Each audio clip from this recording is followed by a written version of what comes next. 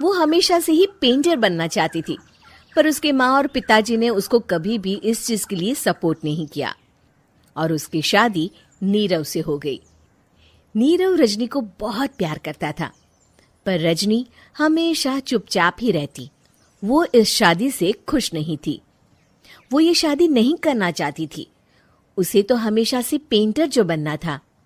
अपने इस सपने को वो नहीं पूरा कर पाई, इसलिए वो हमेशा उदास रहती थी। रजनी, बहुत ही बढ़िया फिल्म लगी है, कल देखने चले? नहीं जी, कल मुझे बहुत काम है, मैं नहीं जा पाऊंगी। अच्छा तो कोई बात नहीं, संडे को चलते हैं।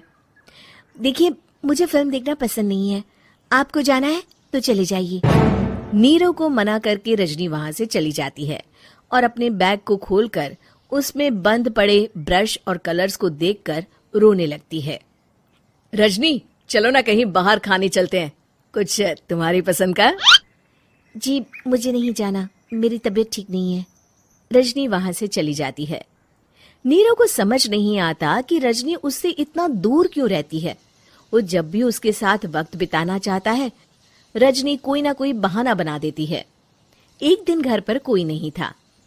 रजनी घर का सारा काम जल्दी से खत्म कर लेती है। घर पर अकेले होने के कारण वो सोचती है कि वो आज पेंटिंग करेगी। वो अपने कमरे में जाकर पेंट ब्रशेस और कलर्स निकालकर जैसे ही कलर मिक्स कर रही होती है कि दरवाजे पर बेल बज जाती है। अब कौन आ गया इस वक्त? इतनी मुश्किल से तो मुझे पेंट करने का मौका मिला है।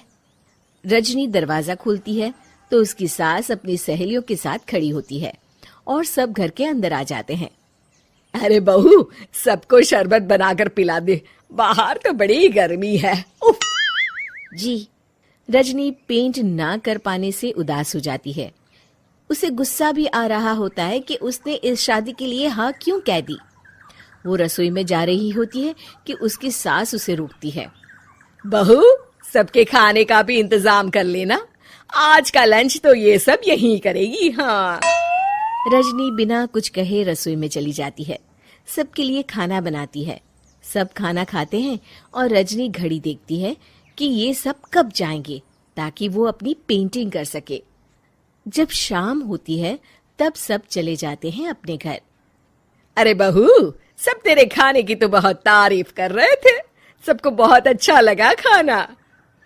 आपको मुझे सुबह बताना चाहिए था ना कि आपकी सहेलियां आ रही हैं। पता भी है कितना वक्त लगा सारा खाना बनाने में। अरे बहू, तू ऐसे कैसे बात कर रही है मुझसे?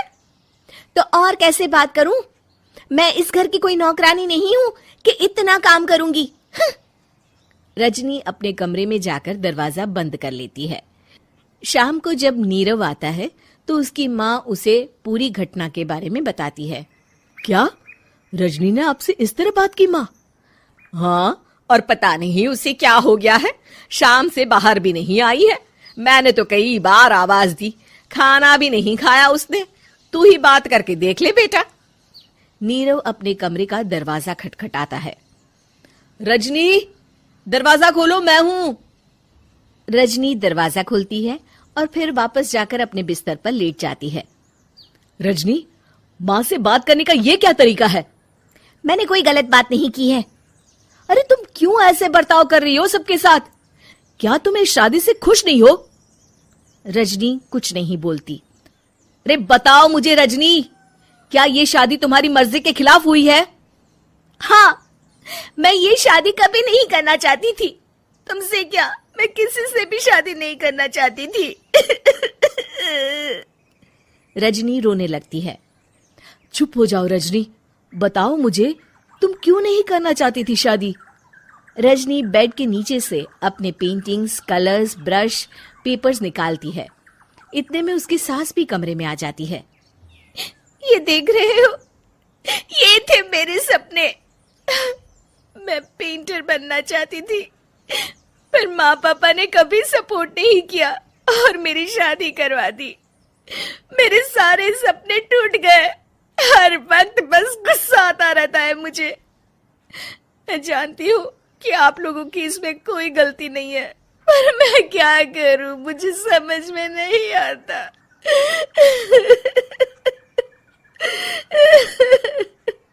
रजनी फूट फूट कर रोने लगती है। मुझे माफ कर दीजिए, आप दोनों के साथ मैं बहुत बुरा बर्ताव कर रही हूँ। अरे रजनी बेटा, चुप हो जाओ तुम। नीरव पानी लेकर आता है। ये लो पानी पियो और शांत हो जाओ। रजनी पानी पीती है और उसकी सास पेंटिंग्स देख रही होती है। अरे नीरव, हमें तो पता ही नहीं था कि हमारी बहू कलाकार है। अरे कितनी अच्छी पेंटिंग्स बनाई है, देखो तो। ये वाली तो मैं अपने कमरे में ले जाऊंगी। आपको ये पेंटिंग्स अच्छी लगी? अच्छी नहीं, बहुत अच्छी लगी। और तुमने हमें बताया क्यों नहीं? तुम जब चाहे पेंटिंग कर सकती हो रजनी। हम तुम्हारे सपनों को पूरा करने में तुम्हारा पूरा साथ देंगे। हाँ बेटा, हम कला की कद्र करते हैं। हम कलाकार तो नहीं, पर मुझे गर्व है कि मेरी बहू एक कलाकार है। रजनी, नीरव और सास तीनों हंस पड़ते हैं।